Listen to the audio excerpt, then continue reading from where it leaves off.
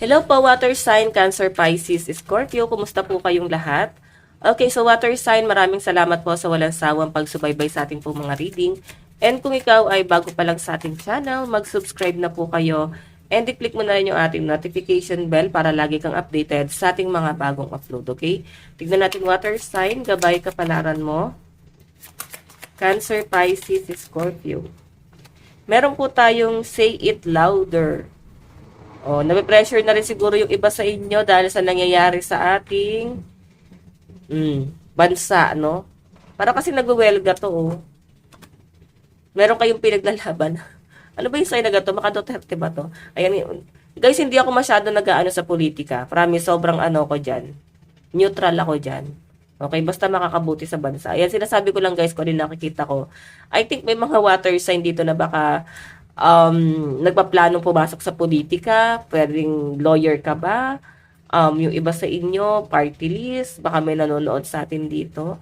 Then yung iba naman sa inyo guys, pwedeng masyado kang natotoksikan sa mga nakikita mo, sa mga nababasa mo. Sobra ka guys na apektuhan, okay? Kasi negative eh. May nakikita ko dito guys, sobra no, hindi mo na rin siguro guys kinakaya, 'di ba? Yung nakikita mo sa bansa natin na parang palubog talaga. Parang nakikita mo yung paghihirap.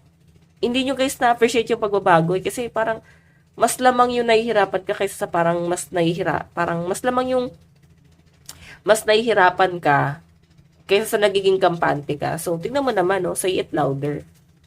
Diba? Hindi ka ganito katapang kung kontento eh. Tingnan natin water sign. Or pwedeng ano ba to? Pwedeng sa inyo, no? Pwedeng sa inyo, sa trabaho, baka meron kang ipaglalaban.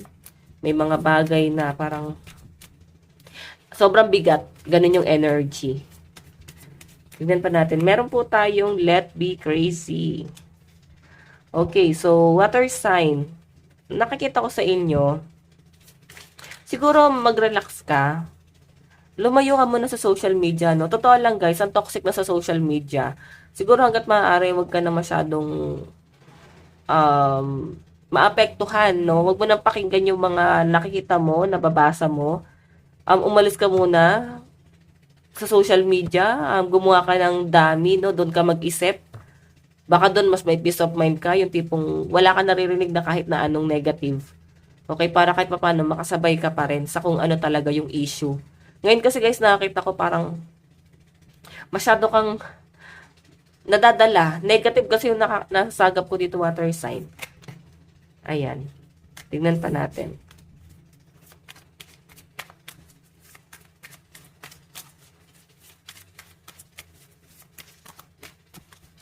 Meron tayong treat yourself, eat whatever you want.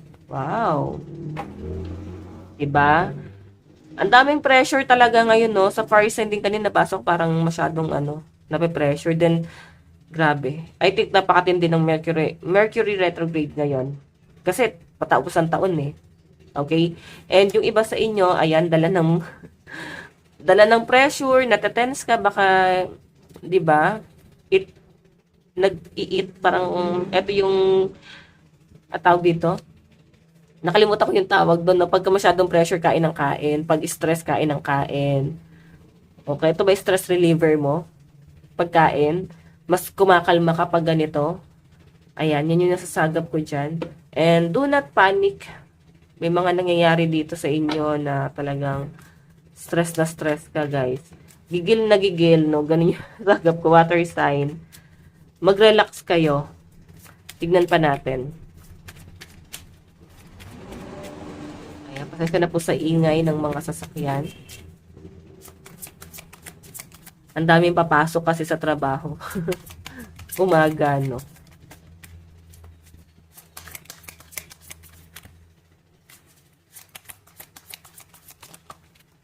Okay. So, guys, meron tayong no justification needed.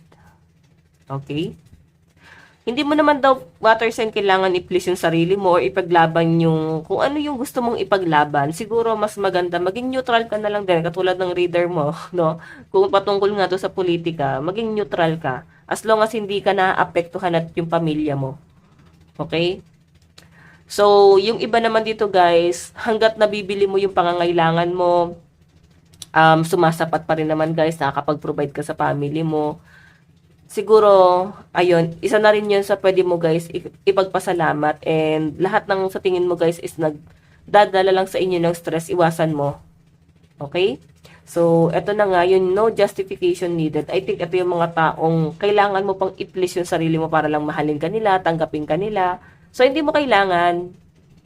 Okay? Hindi mo kailangan. Ang kailangan mo dyan, water sign, 'di ba? As long as may isang taong naniniwala, nagmamahal sa iyo, okay na 'yon. Hindi mo kailangan ng sobrang daming kaibigan. Basta meron kang kaibigan na mahal ka, tanggap ka, or at least may love life ka, 'di ba? Okay na 'yon, guys. Tingnan pa natin.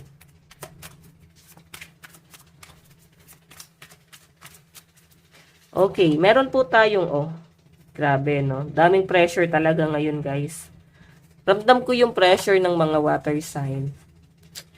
Okay, ramdam na ramdam ko yung stress. Ano ba, hindi mo na ba naiisip yung problema mo? Mas naiisip mo pa yung problema ng iba? Parang ganun yung nasasagap po sa inyo. Ayan. Mag-ano rin kayo guys, mag-meditate.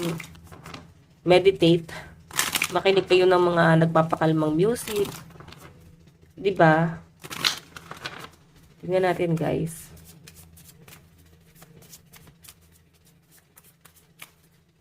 Meron po tayong homeward.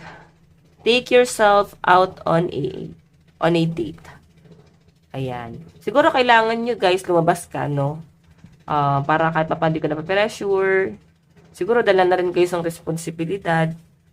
Medyo stress ka. So, water sign, isipin mo na rin, yung mga taong mahal ka is, 'di ba, maging masaya. Enjoy lang, relax lang.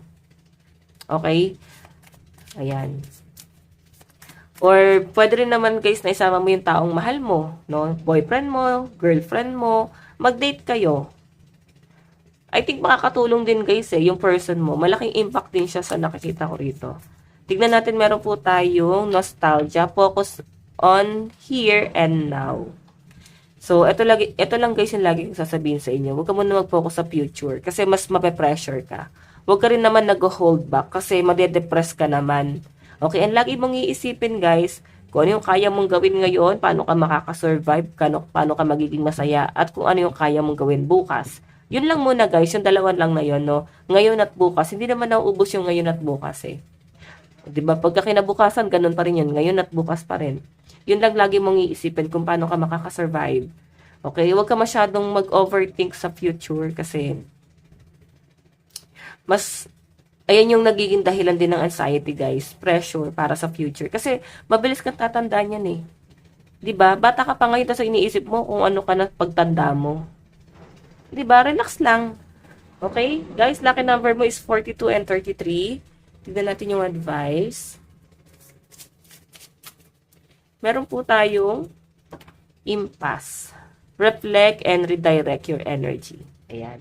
So, water sign, ito lang pong inyong reading. Bukas po ulit. God bless and love you all. Bye-bye.